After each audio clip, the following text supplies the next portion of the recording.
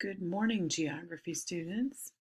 We are today going to go back to Australia and learn some more about this land down under. Okay, so yesterday I'm back at the map because I wanted to make sure that we remembered what we need to about this map. Most of the big towns of Australia are down here along the coast. Sydney and Canberra are both down here, as is the one we're going to talk about today is Victoria. The, the state of Victoria is right down here. Tasmania, we will also get to today. Then we'll go up here to Queensland. We talked about New South Wales yesterday because it is the home of the capital and the largest city. Canberra, the capital. Sydney, the largest city. Okay, so let me see. Let's just run back through some of these things. We remembered that Australia is home to many different animals that we would love to have a chance to see. That would be really neat.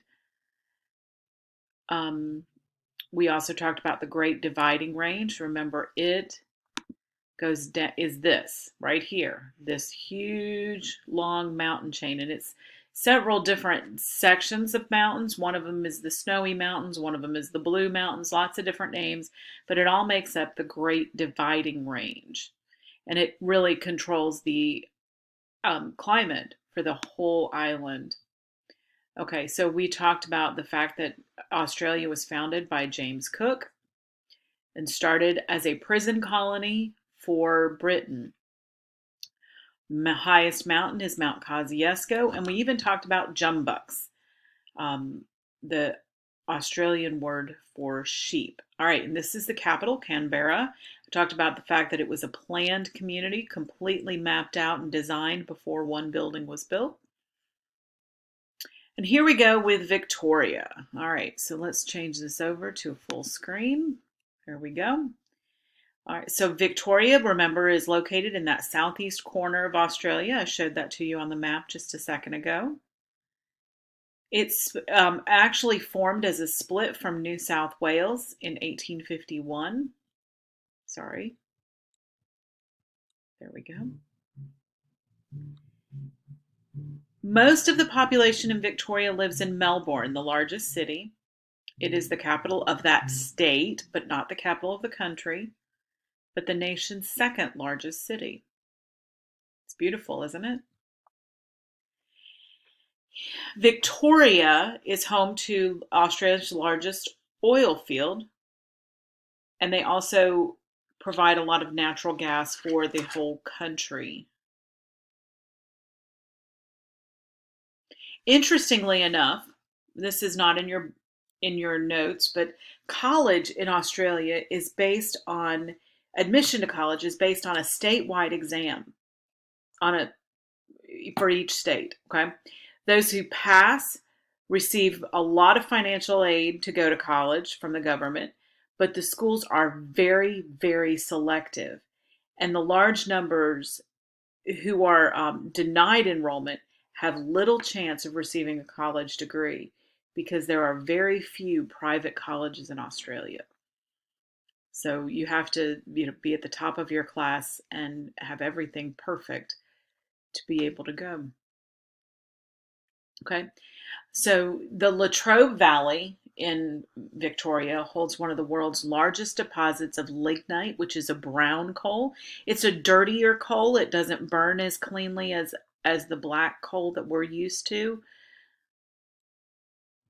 All right, so we're going to go through this and go on to the next section.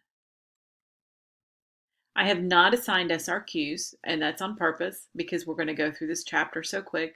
Not a problem. I know you guys aren't missing them. But we'll be starting to prepare for our exam next week. All right, so the next place we're going to go is the Central Lowlands. This is on the other side of the Great Dividing Range, on the west side. This is part of the dry interior. Rain is very scarce here. Remember, the whole continent gets only about 7 inches of rain a year.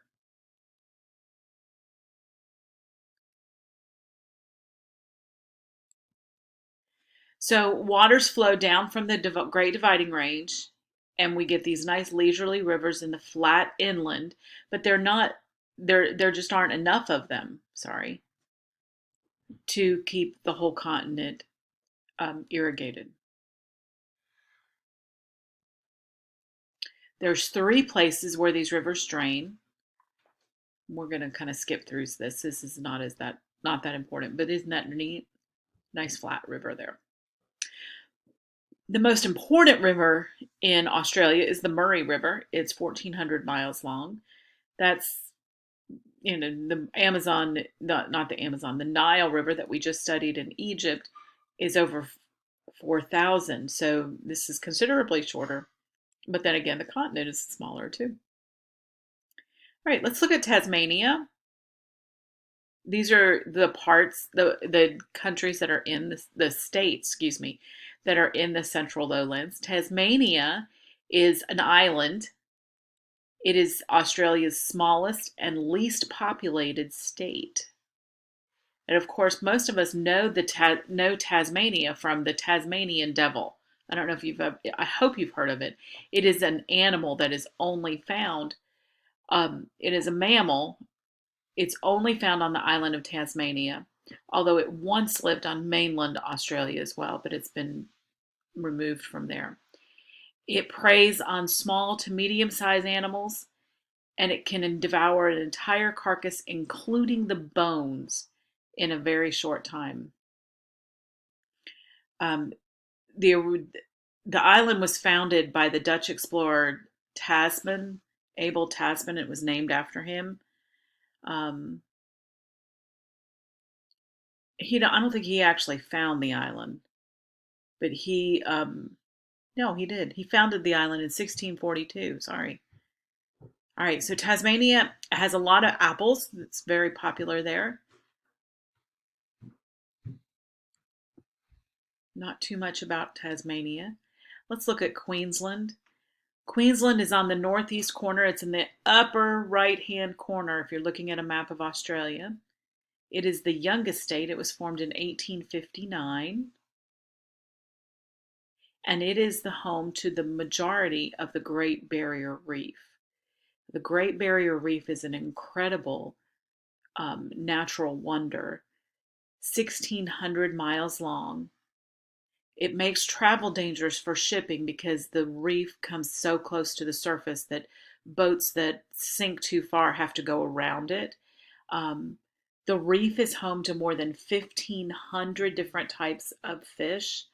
Snorkeling or diving in the reef enables you to see the colorful butterfly fish, surgeonfish, trumpetfish, unicorn fish, zebra angelfish, parrotfish, all kinds of things. Clownfish live in there. Of course, we all know that from Finding Nemo, but um, anyway, um, they have wonderful stinging anemones, while harmless manta rays spread their fins with 9-foot spans as they swim through the waters or jump above the surface.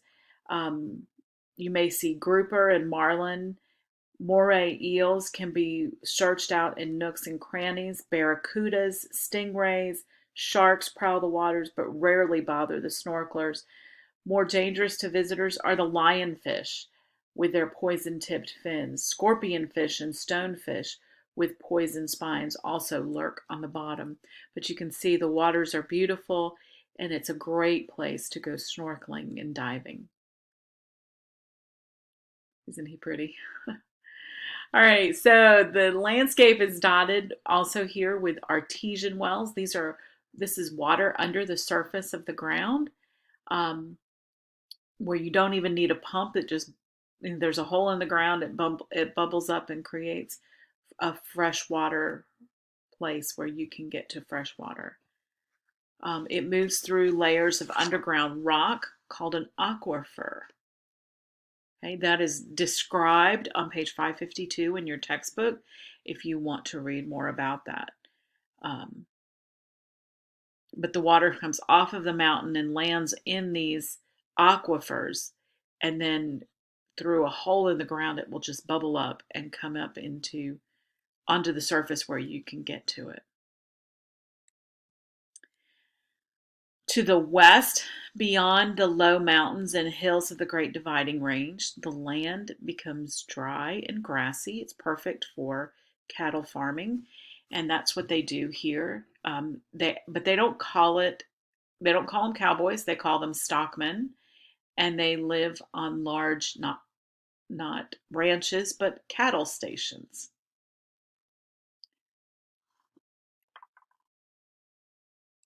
Okay, that's where we're going to stop for today. We'll have maybe one more day in Australia before we move on to New Zealand. Okay, so we'll start with the states on the Western Plateau tomorrow and have a good day. Oh, wait a minute, I got to give you an interesting fact of the day. Don't go anywhere. My interesting fact for the day, hold on, I got to find it, is cats spend 70% of their life asleep. Okay? Cats spend 70% of their life asleep. Enjoy your day.